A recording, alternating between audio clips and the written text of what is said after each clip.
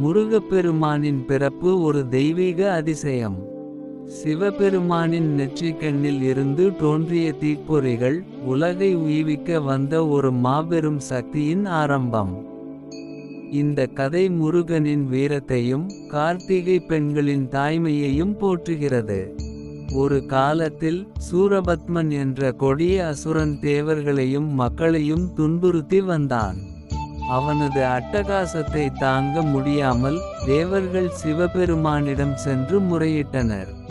ஆனால் சூரபத்மனை அழிக்கக்கூடிய சக்தி சிவனும் பார்வதியும் இணையும் போது உருவாகும் குழந்தையால் மட்டுமே சாத்தியம் என்ற ஒரு விதி இருந்தது.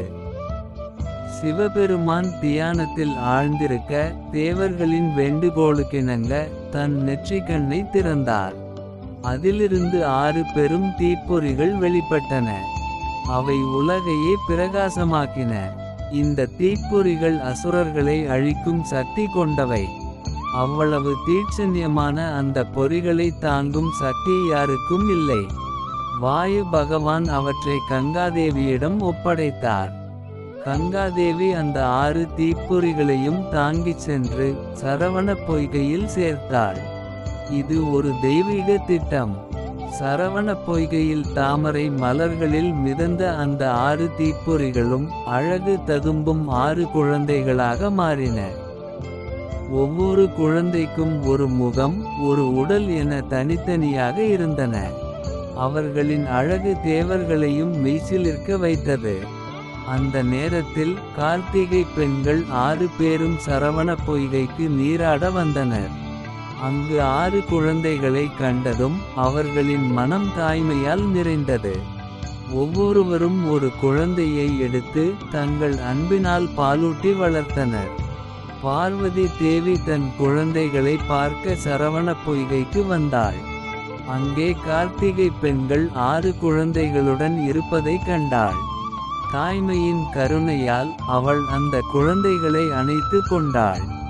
அவள் அணைத்ததும் அந்த 6 குழந்தைகளும் ஒன்றிணைந்து 6 முகங்களோடும் 12 கைகளோடும் ஒரு குழந்தையாக மாறின.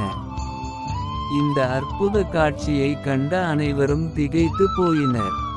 அந்த குழந்தைதான் ஆறுமுக பெருமான் அல்லது முருகப்பெருமான். கார்த்திகை பெண்களின் செல்ஃப்லெஸ் தாய்மையை பாராட்டி பார்வதி தேவி அவர்களுக்கு ஒரு வரமளித்தாள். கார்த்திகை பெண்கள் முருகனை வளர்த்ததால் அவர்கள் நட்சத்திர கூட்டமாக ஆகி என்றென்றும் முருகனுடன் தொடர்புடையவர்களாக இருப்பார்கள். மேலும் கார்த்திகை நட்சத்திர நாளில் முருகனை வழிபடுபவர்களுக்கு அனைத்து நன்மைகளும் கிடைக்கும் என்றும் அருளினாள். ஆறுமுகனான முருகன் வளர்ந்து பெரியவனானதும் தேவர்களின் படைத்தளபதியாகி சூரபத்மன் மற்றும் அவனது அசுர படைகளுடன் போரிட்டு அவர்களை அழித்தார்.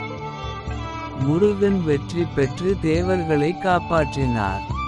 இன்றும் சூரசம்ஹாரம் வெகு விமரிசையாக கொண்டாடப்படுகிறது. இந்த தெய்வீக உரை உங்களுக்கு பிடித்திருந்தால் மறக்காமல் சப்ஸ்கிரைப் செய்து உங்கள் ஆதரவை தெரிவியுங்கள்.